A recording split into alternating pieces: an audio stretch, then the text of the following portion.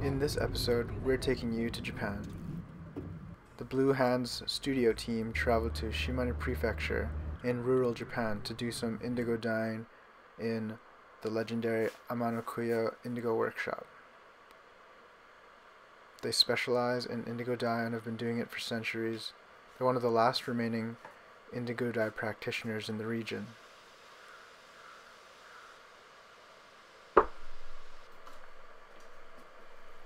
This is Amano-sensei, and he is dyeing some indigo yarns. He dip dyes them a number of times, depending on the depth of color he wants. He uses 2 bamboo rods to twist and wring them out.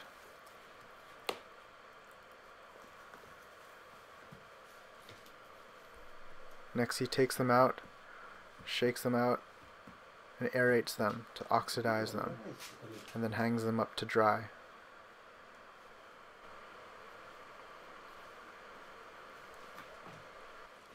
Now he does maintenance on the vats.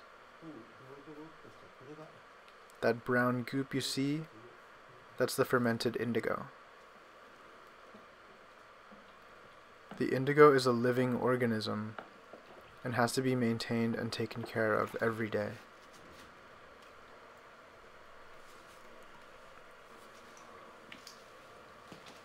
It's a living bacteria and requires a lot of maintenance.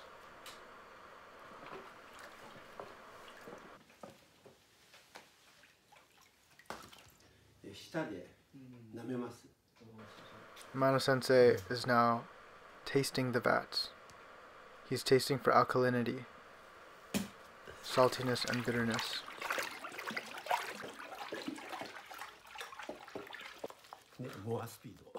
Now he has to stir each vat.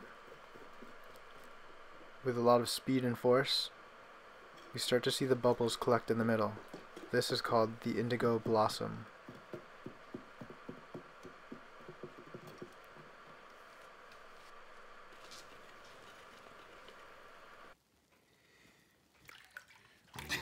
I tried my hand at it, didn't do so well, but Amano-sensei makes it look easy.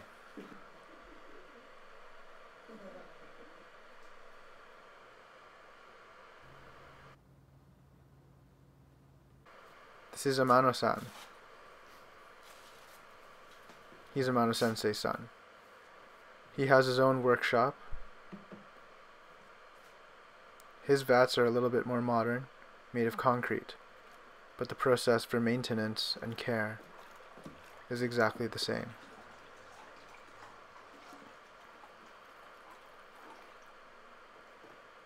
His technique has been passed down from his father and their family for generations.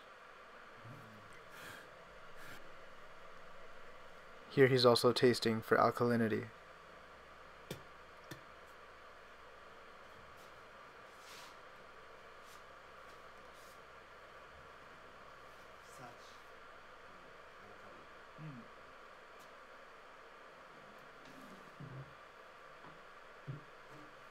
This age-old tradition has not changed much.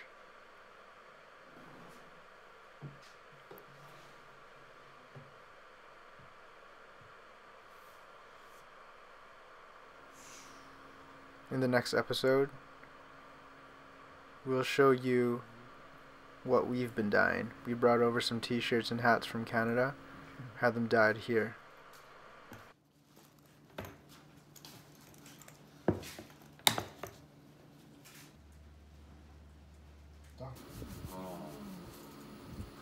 Brother.